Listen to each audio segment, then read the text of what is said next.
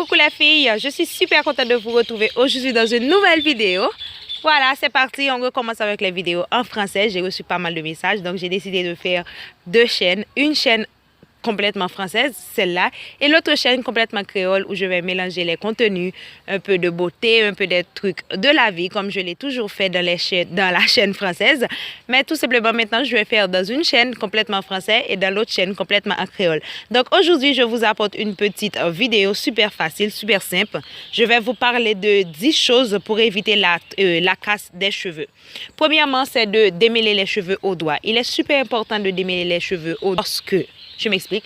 Parce que quand vous ne faites pas attention aux nœuds, vous démêlez vos cheveux directement au peigne, vous allez juste perdre des cheveux parce que vous n'avez pas la notion des nœuds, vous n'avez pas une idée de en quel endroit il y a un nœud, où est-ce que je dois bien démêler, où est-ce que je dois bien défaire les nœuds.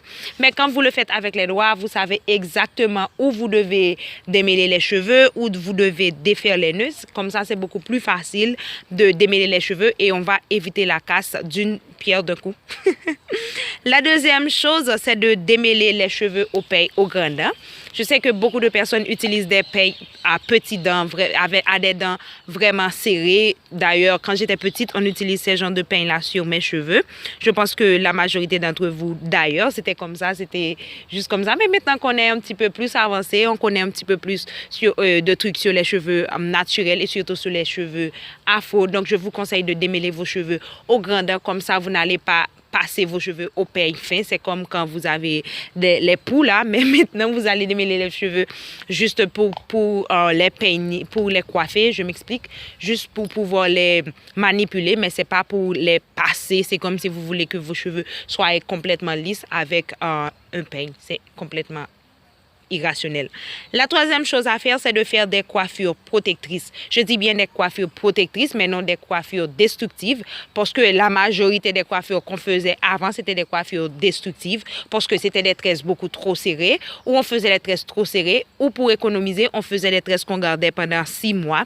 Donc maintenant, c'est passé tout ça. Il faut juste faire des coiffures protectrices 3 fois par année et seulement pour les garder 2 à 3 semaines maximum, pas 1 mois, comme on avait l'habitude de le faire avant. Donc, faites des coiffures protectrices et non des coiffures destructives. La quatrième chose à faire, c'est de laver ses cheveux 1 fois par semaine. Je connais beaucoup de personnes qui lavent ses cheveux beaucoup de fois par semaine.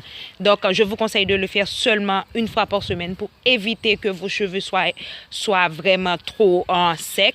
Parce que plus vous lavez vos cheveux, plus vous allez les assécher. Parce que les agents, les shampoings que vous utilisez, si vous n'utilisez pas des shampoings complètement naturels, vous utilisez des shampoings industriels, vous avez de fortes chances de perdre vos cheveux. Donc, je vous conseille de le faire seulement 1 fois par semaine, pardon.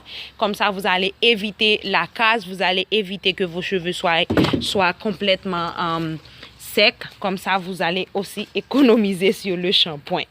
Comme ça, vous pouvez acheter un shampoing beaucoup plus de meilleure qualité et beaucoup moins agressif. La cinquième chose à faire, c'est d'hydrater ses cheveux 2 fois par semaine.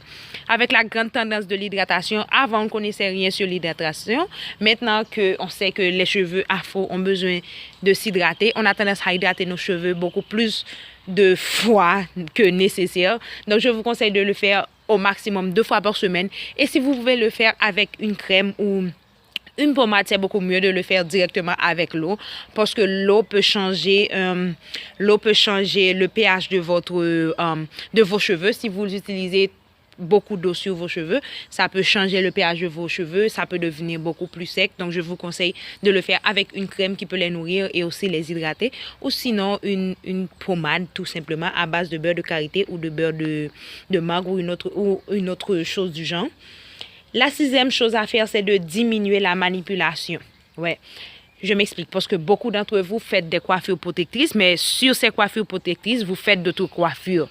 Donc, vous essayez tous les jours de changer de tête. Je comprends que vous avez vraiment envie de changer de tête, mais il faut éviter de manipuler ses cheveux.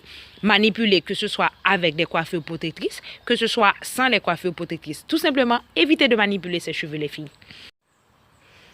Et la septième chose à faire pour éviter la casse des cheveux, c'est de noyer éviter de noyer ses cheveux avec des produits. Je sais que vous êtes vraiment impatient d'avoir de beaux résultats, d'avoir les résultats que vous voulez, mais je vous conseille tout simplement de ne pas trop noyer vos cheveux de produits et surtout vos cuirs chevelus parce que vous avez tendance à mettre beaucoup plus de produits pour que ce soit plus efficace. Mais le bon produit n'a pas besoin d'être en grande quantité pour être efficace. Donc, utilisez la portion nécessaire, juste le nécessaire.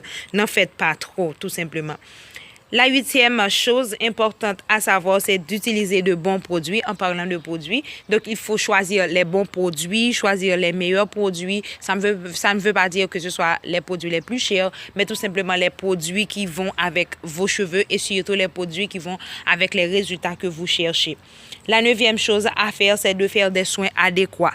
Des fois, vous voyez des soins sur YouTube, sur les blogs, vous voulez juste tout faire. Non, il faut prendre son temps, penser à ses cheveux, qu'est-ce que vos cheveux ont besoin et vous allez choisir exactement ce dont vous avez besoin et surtout ce dont vos cheveux ont besoin pour que vous puissiez faire des soins adéquats.